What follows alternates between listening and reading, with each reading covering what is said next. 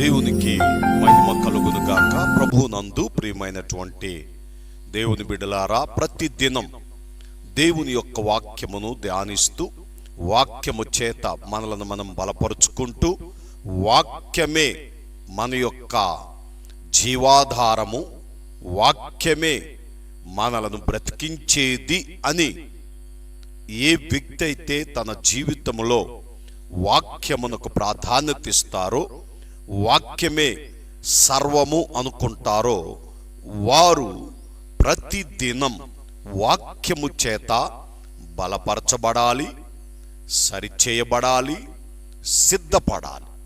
అప్పుడే దేవుడు మనలను తన బిడ్డలుగాను, తన సొత్తుగాను, తన యొక్క జనాంగముగా పరిగణిస్తాడు.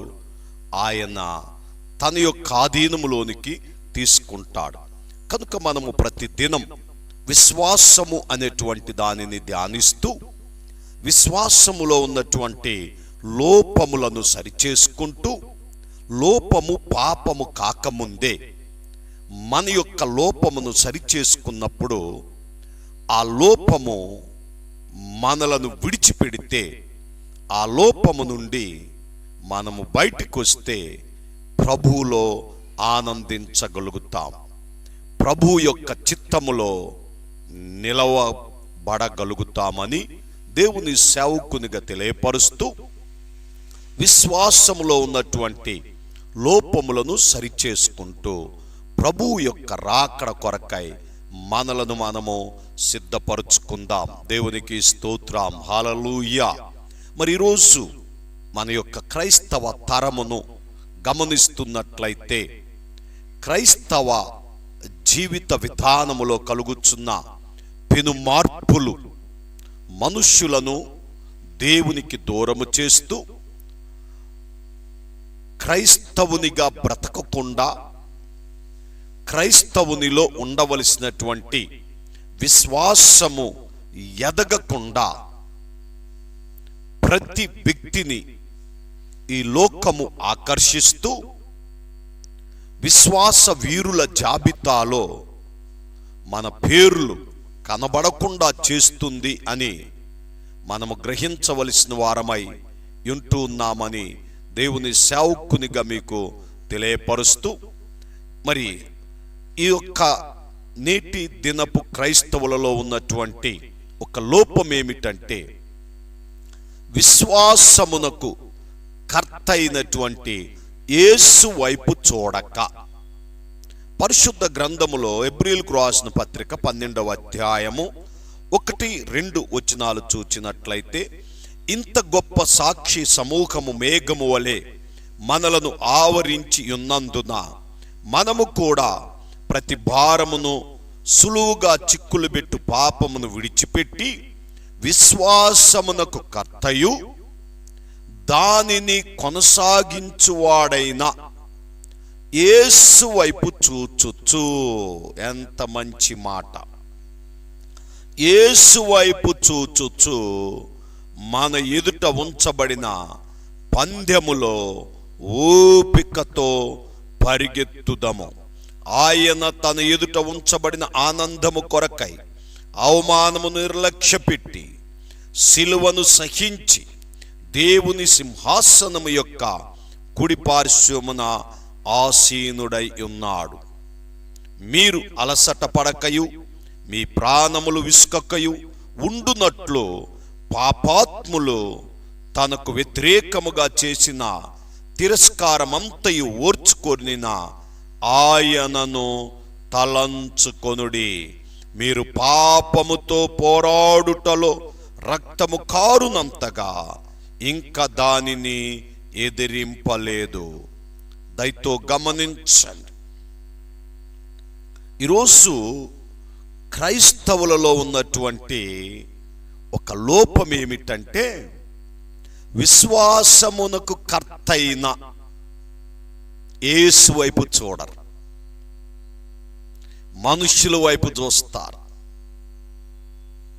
అండి, మీరు యేసు ప్రభువును కలిగుండుట భూమి మీద ఎంత భాగ్యమో! ఆయన వైపు చూడడం అంతకన్నా భాగ్యం. మనుషుల వైపు చూడొద్దు. మనుషులను నమ్ముకుని ఎంతో మంది చెడిపోయారు, పాడైపోయారు, నష్టపోయారు. ఈరోజు చాలామంది జీవితంలో మనుషుల వైపు చూస్తున్నారు. ప్రార్థనకి వెళ్ళాలంటే పక్కింటోళ్ళు రావాలి, చర్చికి వెళ్ళాలంటే వాళ్ళు రెడీ అయితేనే, వాళ్ళు ఆగిపోతే మనం కూడా ఆగిపోతాం. వాళ్ళు చస్తే నువ్వు చస్తావా? వాళ్ళు హాస్పిటల్లో చేరితే నువ్వు చేరతావా? ఎంత భయంకరమైనటువంటి ఆలోచనలు కలిగి ఈరోజు క్రైస్తవ తరం ఉంది.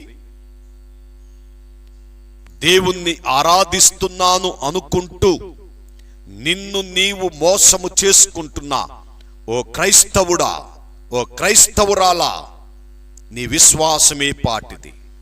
నీ విశ్వాసం ఎలాంటిది? నీ విశ్వాసం ఎవరిపై ఉంది?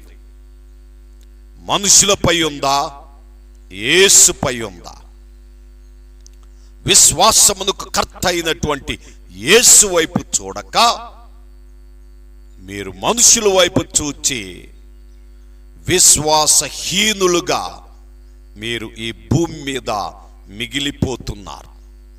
కుక్కకైనా ఇంత విశ్వాసం ఉంది, కానీ మీ పట్ల దేవుడు చేసిన అద్భుతము ఆశ్చర్యమైన కార్యములను మరిచి లోకములో కలిసిపోతున్నారే, లోకస్తులుగా బ్రతుకుతున్నారే. కొంచెమైనా మీకు రోషము కలగటం లేదా? సిగ్గు కలగటం లేదా? నీవు ఎవరి చేత రక్షించబడ్డావు? మీరు దేని చేత క్రీస్తులోకి వచ్చారు? మీరెందుకు యేసును నమ్ముకున్నారు? ఒక్కసారి ఆలోచన చెయ్యండి. ప్రభు అయిన యేసు క్రీస్తు వారు నీ కొరకు, నా కొరకు ఆ కల్వరి శిలువలో తన ప్రాణమును పెట్టి ఆయన యొక్క అడుగు జాడలలో మనలను నడుచుకొనమని చెబితే మనమేం చేస్తున్నామో తెలుసా? విశ్వాసమునకు కర్త అయినటువంటి యేసును విడిచిపెట్టి ఈ లోకము వైపు చూస్తూ ఉన్నాం. పరిశుద్ధ గ్రంథములో రోమీయులకు రాసినటువంటి పత్రిక 12వ అధ్యాయంలో చూచినట్లయితే అక్కడ ఒక చక్కని వాక్య భాగాన్ని మనము చూడొచ్చు.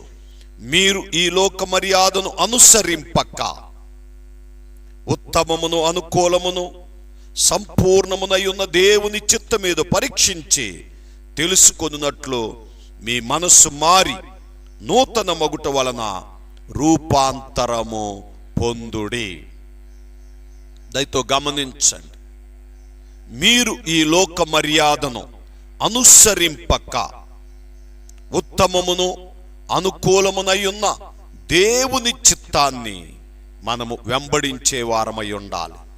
నా ప్రియ సహోదరి సహోదరుడా, ఈ అంత్య దినములలో ఇదిగో విశ్వాసమును విడిచిపెట్టి అవిశ్వాసుల గుంపులో చేరి అవిశ్వాసుల చేత నడిపించబడుచు, అవిశ్వాసుల ఆలోచన చేత మీరు బ్రతుకుచ్చు మీ విశ్వాసమును ఎదగకుండా, యేసు కనబడకుండా మీరు బ్రతుకుతున్నారు.